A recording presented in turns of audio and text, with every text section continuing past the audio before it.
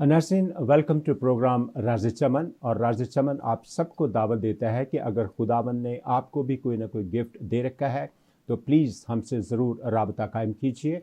और स्क्रीन पर दिए गए नंबरों से आप हमसे रब्ता कायम कर सकते हैं, या हमारी वेबसाइट TorontoLive.tv पे जाके आप हमसे रब्ता कायम कर सकते हैं। और आज मुझे इस प्रोग्राम के लिए ज्वाइन किया है डॉक्टर अजीज़ इमानुअल अजीज़ साहब ने, जो कि टोरंटो लाइव के साथ वेरी बिगनिंग से हमारे साथ चल रहे हैं। और उनका बहुत बहुत शुक्रिया कि वो अपनी इन तमाम तर मसरूफियात के बावजूद भी वो टोरंटो लाइव को और बिलखसूस राज़ चमन को टाइम देते हैं। और उनका एक बहुत खूबसूरत प्रोग्राम जो है वो टोरंटो लाइव पर वेरी पॉपुलर है, जो कि 50 मिनट्स विद डॉक्टर अजीज़ के नाम से जाना और पहचाना जाता है। और आपका कोई भी क्वेश्चन हो तो प्लीज़ आप डॉक्टर अजीज़ के ईमेल और उनके नंबर्स के ज़रिए से आप उनसे रब्ता कायम कर सकते हैं। और डॉक्टर अजीज़ जी, प्रोग्राम राज़ चमन में वेरी वार्म वेलकम जी।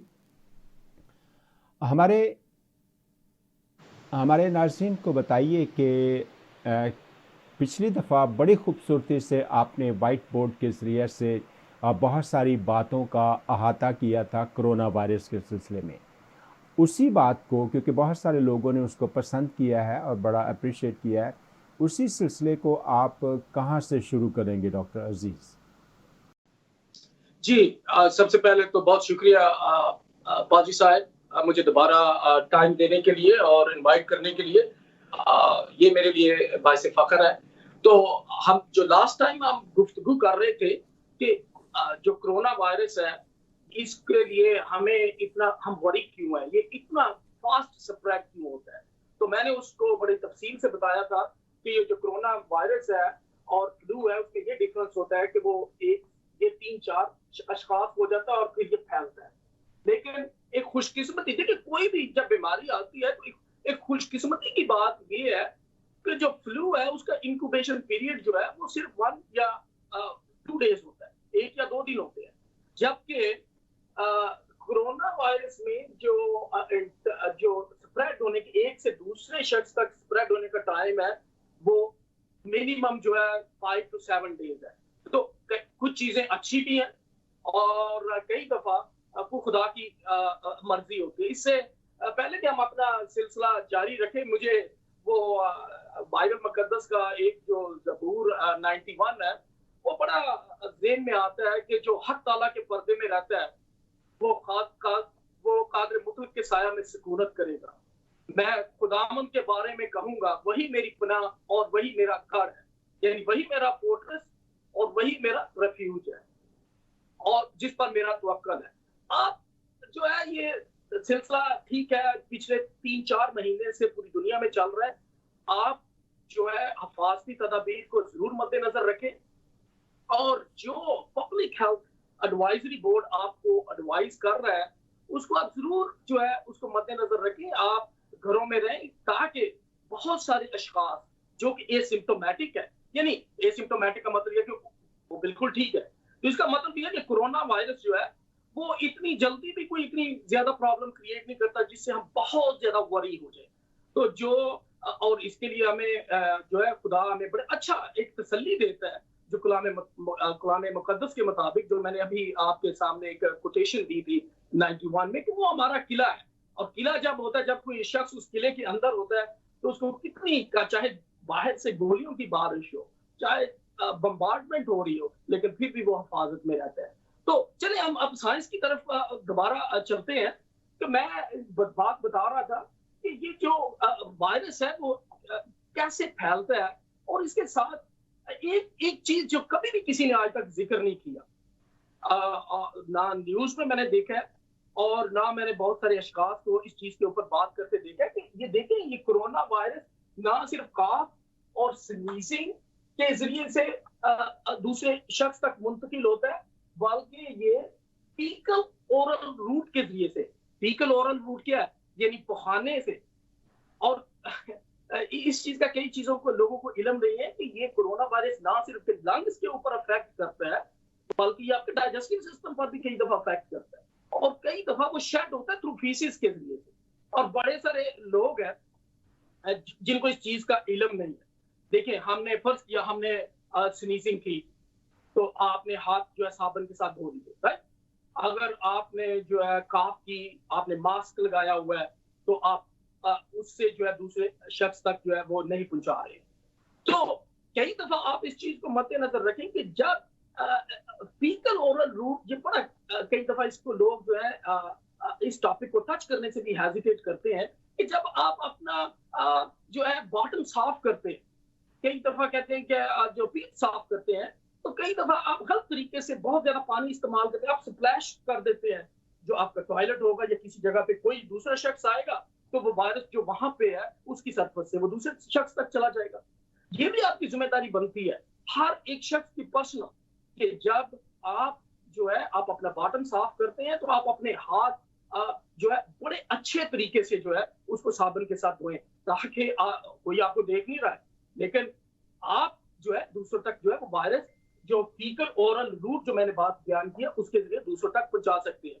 उसके लिए कई दफा जो है आप टॉयलेट पेपर जो है इस्तेमाल करते हैं, और कई शख्स जो है वो टॉयलेट पेपर को इस्तेमाल करना पसंद नहीं करते हैं। मैं इस चीज को बड़ा मद्देनजर बयान करना चाहता हूँ, उसमें बहुत सारी वजूहात हैं जिसको मैं टच नहीं करना चाहता हूँ, लेकिन आप याद रखें कि जो वाटर का स्प्लैश होगा, अगर सिर्फ आप वाटर से इस्तेमाल करते हैं, तो उससे बहुत सारे वायरसेस इर्द गिर्द और ज्यादा फैल जाएंगे। मैंने उसके लिए आपको एक थोड़ा सा एक साइंटिफिक और कॉमन सेंस के लिए, ये देखिए ये एक टॉयलेट पेपर है, आप इस टॉयलेट पेपर को लीजिएगा, अगर आपने जब अपना बॉटम साफ किया है, तो मैं ये कहूंगा, देखिए अगर आप जो है वाटर है उसको आप ये देखिए, ये आप किसी जगह से भी ये बॉटल, स्प्रे बॉटल मिल सकती है आपको, ये होम हार्डवेयर से मिल सकती है, और आप ऑनलाइन भी इसको ऑर्डर कर सकते हैं।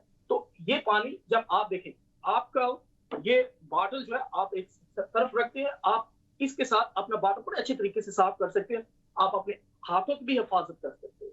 तो ये एक और मैं चीज जो है ऐड करना चाहता हूँ कि ना सिर्फ आप जब खांसते हैं कि आप जो है अपने कोनियों में खांसे, या आप जो है हाथ जो है अच्छे तरीके से धोएं, दूसरों तक कीड़ा पहुंचे, एक ये भी बहुत जरूरी चीज है जिसको आप दूसरों तक जो है वायरस को पहुंचाने से रोक सकते हैं।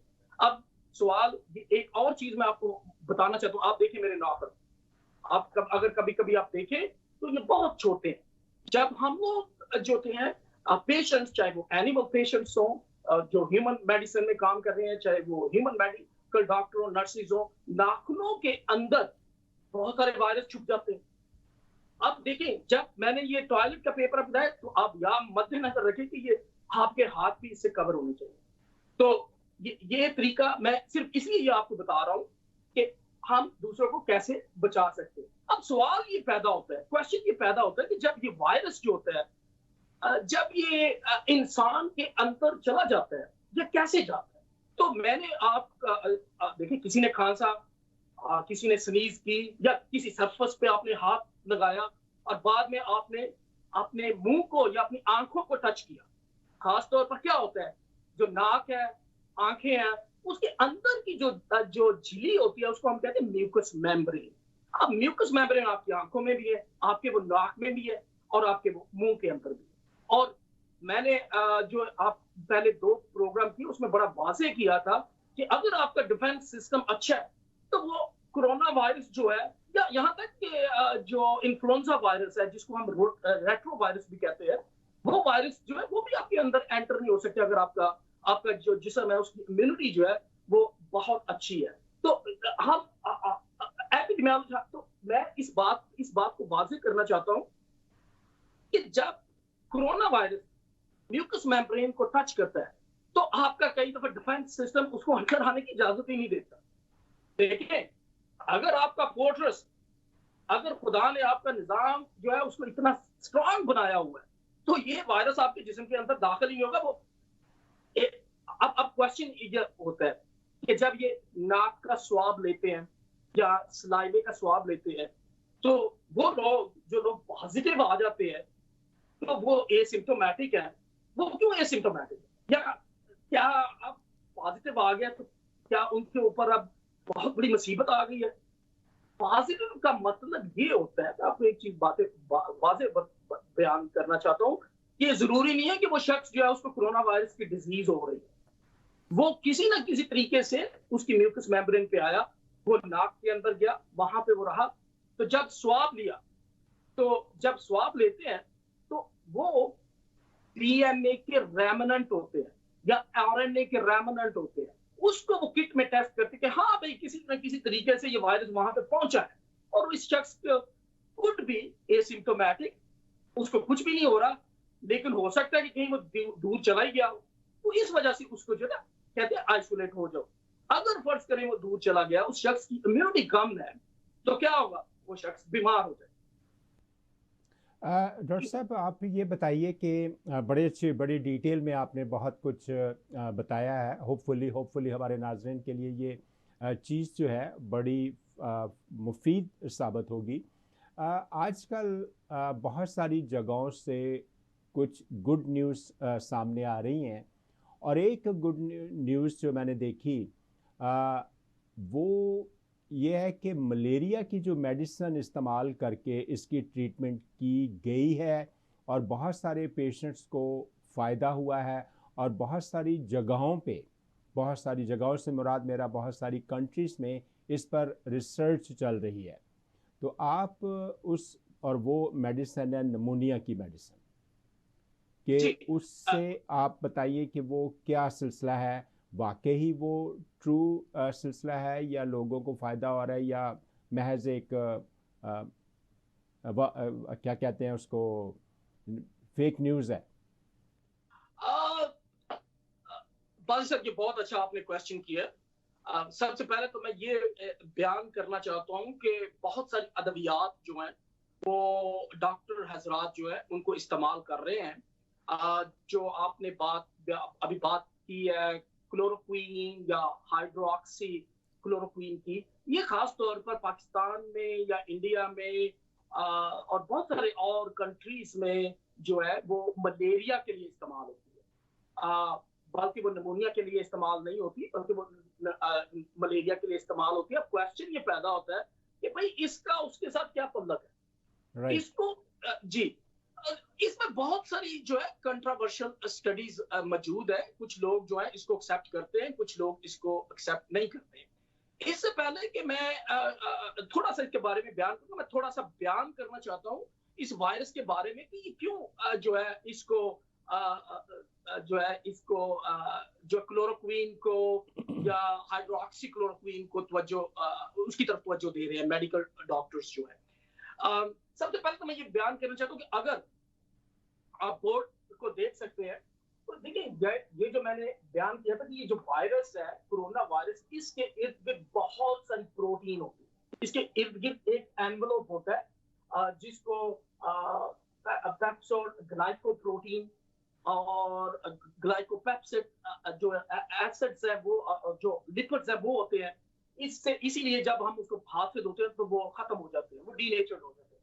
लेकिन किसी ना किसी तरह से अगर वो आपका डिफेंस सिस्टम तोड़ के आपके जिस्म के अंदर वो दाखिल हो जाता है तो ये बड़ी इंटरेस्टिंग बात है। देखिए ये आपका जो है ना एयरवेज है जिसको हम ट्रेकिया कहते हैं, फिर वो ट्रेकिया से ये ब्रोंकाई में काफी उसको सफर करना पड़ता है वहां से मुंह से लेकर या गले से लेकर तो ये लंग्स तक पहुंचने के लिए। पहले तो एक हमारा जो फर्स्ट डिफेंस है वो क्या है, म्यूकस मेम्ब्रेन, ठीक है। उसके बाद सेकंड हमारा डिफेंस क्या है, जो है वो बहुत सारी आईजीजी आईजीए म्यूकस जो लिक्विड स्टफ होता है वो आपके ट्रेकिया के अंदर या दूसरा उसको अनएंटर होने नहीं देता वो। लेकिन किसी ना किसी तरीके से अगर ये जो कंटेजियस वायरस है वो इस बैरियर को तोड़ के वो ब्रोंकाई में या एल्वियोलाई में आ जाता तो फिर वो आपको डिजीज काज करते हैं। उसके लिए उसको काफी सारे मराहल जो है ना वो तय करने पड़ते हैं, वो एकदम जो है एल्वियोलाई में नहीं चला जाता। लेकिन प्रॉब्लम ये है कि जब अगर आपके वो वैसे भी रह रहे हैं तो आप छींकेंगे या आप खांसी करेंगे तो वो दूसरे तक पहुंच सकता है। इसलिए हम उसको लॉकडाउन करने की कोशिश करते हैं कि भाई आप सेल्फिश ना हो, आप सिर्फ अपने आप को ना बचाएं, दूसरों को बचाएं, अपनी फैमिली को बचाएं, अपने फ्रेंड्स को बचाएं। अब मैं थोड़ा सा इसको समझने के लिए थोड़ा सा और मजीद बयान करना चाहता हूँ कि देखिए मैं हमेशा से ये कहता हूँ कि जब तक आप किसी बीमारी को या किसी एनिमी को नहीं समझते हैं तो आप उसका डिफेंस नहीं कर सकते कि ये कैसे क्यों ट्रीट मेडिसिन का मतलब यही नहीं होता कि अद्वियात दी जाए।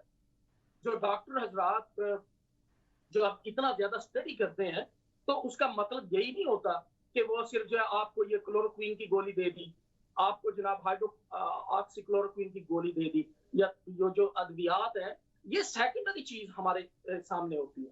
मैं आपको ये बताऊं, देखिए अब इसको मैं अगर मैं बड़ा कर, तो ये जो एल्वियोलाई है, ये देखिए, अब इस एल्वियोलाई के अंदर भी आपके बड़े से डिफेंस जो है सेल्स मौजूद होते हैं। अब एक एल्वियोलाई के अंदर दो तरह के सेल होते हैं, उसको कहते हैं न्यूमोसाइट। एक होता है टाइप 1 न्यूमोसाइट और एक होता है टाइप 2 न्यूमोसाइट। आप देखें, अब यहाँ पे ये जो न्यूमोसाइट्स है, ये बड़ा एकेडमिक का जो है चीज है, लेकिन मैं हमेशा से ये सोचता हूँ कि हर शख्स को मेडिसिन का पता होना चाहिए ताकि वो अपनी हिफाजत कर सके।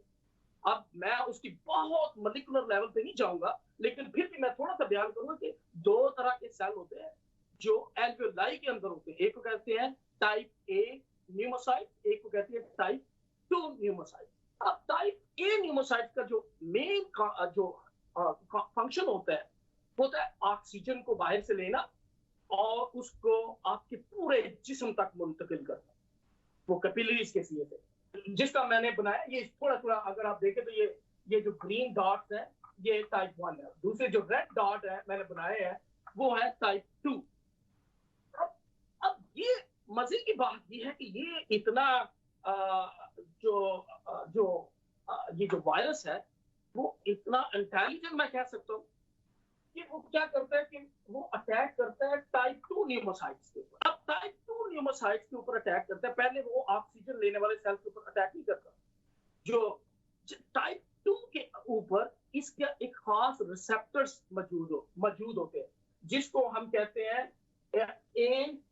ACE, ये एंजियोटेंशन कन्वर्टिंग एंजाइम टाइप 2। अब एंजियोटेंशन जो होता है ना, ये एक हार्मोन है, जो कि उसके बारे में मैं तफसील से नहीं जाऊंगा, लेकिन मतलब यह है कि उसके रिसेप्टर जो है वो वहां पे टाइप 2 न्यूमोसाइट्स के ऊपर मौजूद होते हैं। अब ये उस टाइप 2 न्यूमोसाइट्स के ऊपर उनका क्या फंक्शन होता है कि वो जो आपका एल्वियोलाई है, उसको वो जो है उसकी गुदाई को वो कायम रखता है। यानी देखिए, ये जैसे कि इसकी गुदाई है, उसको फुला के रखता है ताकि ऑक्सीजन आए जिस्म तक जाए, ऑक्सीजन आए जिस्म तक जाए। लेकिन होता क्या है, ये टाइप 2 जो होते हैं, ये इनका जो मेन मकसद होता है वो एक खास म्यूकस पैदा करते हैं, जिसको कहते हैं वो टेंशन को बरकरार रखते हैं ताकि वो एल्वियोलाई फूला है। लेकिन जब एक वायरस इसके ऊपर अटैक करता है, तो क्या करता है, वो इस सर्फेक्टेंट को डिस्ट्रॉय करता है। जब उसको डिस्ट्रॉय करता है तो वो कोलैप्स हो जाता है। अब वहां पे तो बड़े सारे, देखिए कितने मल्टीपल एल्वियोलाई, बहुत सारे एल्वियोलाई है वहां पे, लेकिन मैं एक की बात अभी कर रहा हूँ। जब इसके ऊपर अटैक करता है तो क्या होगा, वो कोलैप्स हो जाएगा। अब जब ये कोलैप्स हो जाएगा तो क्या होगा कि ऑक्सीजन जिस्म तक नहीं जाएगी। तो सबसे पहली ट्रीटमेंट क्या होगी कि अगर फर्ज करें आपकी एल्वियोलाई जो है वो कोलैप्स हो रहे हैं और वो ऑक्सीजन जो है वो वहां पे नहीं आ रही है, वो अब्जॉर्ब नहीं हो रही, तो जिस्म के बाकी जो हिस्सा है वो कैसे काम करेगा। तो उसके लिए पहली ट्रीटमेंट, फिर डॉक्टर क्या सोचेगा कि यार इस बंदे को तो ऑक्सीजन देनी चाहिए। तो यही है वो काम कि सबसे पहली जो ट्रीटमेंट है वो आपको ऑक्सीजन मुहैया करनी है, ताकि हम लोग जो है वो कम से कम दूसरे जिस्म के जो हिस्सा है उसको तो बचा सकें। अगर जो है ब्रेन है, हार्ट है, लंग्स है, किडनीज है, उनको ऑक्सीजन नहीं मिलेगी, वो तो फौरी तौर पर खत्म हो जाएंगे। तो आपकी जो जिंदगी है वो तो जो है वो मोर्टेलिटी की तरफ चली जाएगी। इससे पहले कि हम दूसरी अद्वियात का जिक्र करें, सबसे पहला काम तो यह है कि हम किसी ना किसी तरीके से ऑक्सीजन जो है उसको लोगों तक जो है उस बॉडी तक जो है वो मुहैया कर सकें। राइट, थैंक यू डॉक्टर अजीज। आप ये बताइए कि अब इतने महीने इस बात को हो चुके हैं, इस वबा से लड़ते हुए साइंटिस्ट को, डॉक्टर्स को, तो अभी तक कोई वेरी लेटेस्ट रिसर्च सामने आई है? जी देखिए, बहुत सारे साइंटिस्ट जो है जो हॉस्पिटल्स हैं वो काम कर रहे हैं। जो लेटेस्ट इंफॉर्मेशन है वो मैसेच्यूसेट्स मेडिसिन जर्नल हॉस्पिटल से जो है वो doctor Keith Flurty, doctor Scott और डॉक्टर माइकल मंसूर जो कि MD PhD है, उन्होंने इसके ऊपर बड़ा काम किया है और काफी एडवांसमेंट हुई है। देखिए ये एक कॉम्बिनेशन डॉक्टर्स मिलकर तो क्योंकि अभी जब भी कोई चीज साइंस में सामने आती है या ट्रीटमेंट सामने आती है तो एक बात याद रखें कि कोई भी अद्वियात हम इस्तेमाल करते हैं, चाहे आप जो है सिंपल टाइलेनॉल ही क्यों ना ले, कोई भी हो, चाहे आप कोई एस्प्रिन क्यों ना ले, उसके बड़े सारे साइड इफेक्ट्स होते हैं। तो इन चीजों को बड़ा मद्देनजर रखना पड़ता है। तो जब सबसे जो पहली मैंने ट्रीटमेंट बताई है जैसे कि ऑक्सीजन थेरेपी है, तो क्या है ये सपोर्टिव थेरेपी है। पहले तो आप बॉडी को सपोर्ट करें ताकि बॉडी जो है वो वायबल हो जाए।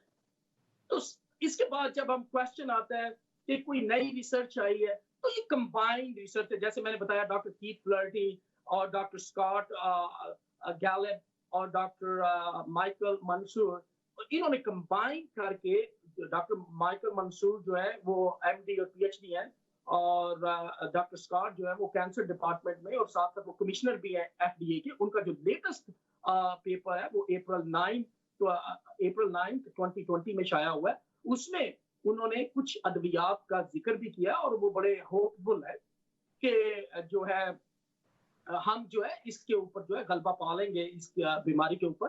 तो उन्होंने खास तौर पर एक जिक्र किया कि हम जो है रेमडेसिविर एक एंटीवायरल ड्रग है, कुछ और 3-4 एंटीवायरल ड्रग्स हैं उनका, फिर क्लोरोक्वीन और हाइड्रोक्सीक्लोरोक्वीन का उनका उन्होंने जिक्र किया है कि वो भी अगर कंबाइन करके, लेकिन in the presence of your personal doctor. जब तक आपका पर्सनल डॉक्टर आपकी बॉडी को नहीं समझता, उसको क्या मालूम कि आप पे जो एल्कोलाई है वो कहाँ पे है, जो दूसरा शख्स होगा। इसलिए ये जो भी ट्रीटमेंट दी जाएगी या जो भी किसी शख्स के लिए ट्रीटमेंट होगी वो अंडर सुपरविजन होगी और उससे काफी अच्छे रिजल्ट्स भी निकल रहे हैं। अच्छा, क्वेश्चन ये पैदा होता है कि ये क्लोरोक्वीन जो है, जो आपने क्वेश्चन किया था जो पहले शुरू में, क्लोरोक्वीन और ये हाइड्रोक्सीक्लोरोक्वीन है, ये कैसे जो है ट्रीटमेंट करती है। तो मैं इसके बारे में खैर इस वायरस की जो है सबसे पहले तो फिजियोलॉजी को जानना बड़ा जरूरी होता है कि ये अटैक कैसे करता है। उसकी अभी मैं डिटेल में नहीं जाऊंगा, थोड़ा सा मैं आपको एक बात बता दूं कि जो ये जो नई रिसर्च है उसमें भी उन्होंने क्लोरोक्वीन और हाइड्रोक्सीक्लोरोक्वीन को जो है सराहा है।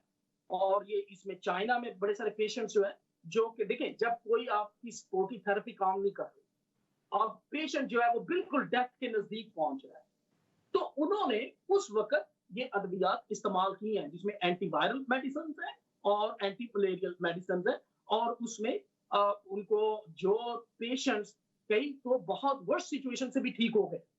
तो ये चीजें जो होती है वो बयान कर रही हैं कि ये इफेक्टिव मेडिसिन है।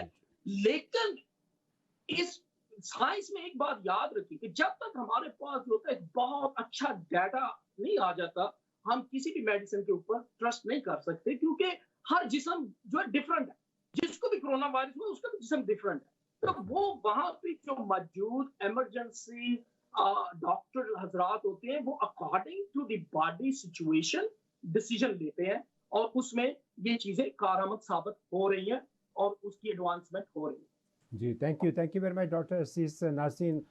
वक्त इजाज़त नहीं देता कि हम ज़्यादा आपके साथ ठहर सकें, लेकिन अगर डॉक्टर अजीज़ इस बात को मुनासिब समझेंगे तो नेक्स्ट प्रोग्राम में इन बातों को हम आगे बढ़ाएंगे और होपफुली आपको ये आज का प्रोग्राम जो है हमारे बहुत सारे नाज़रीन के लिए मुफीद साबित होगा। और जो कुछ डॉक्टर साहब ने इंफॉर्मेशंस ख़ास तौर पे हाइजीनिक और दूसरी बातें बताई हैं, आप उनसे फैज़याब होंगे। और आपका कोई भी क्वेश्चन है, कोई भी आप बात करना चाहते हैं तो मुझसे या डॉक्टर अजीज़ से आप रब्ता कायम कर सकते हैं। हमारे नंबर्स जो हैं वो आपको स्क्रीन पर नज़र आएंगे या हमारी वेबसाइट torontolive.tv से आप हासिल कर सकते हैं। और खुदाबंद ने चाहा तो नेक्स्ट प्रोग्राम में ऐसी मज़ीद तफसीलात के साथ आपसे बातचीत करेंगे। Doctor ji, once again thank you very much for your time. God bless you. Thank you.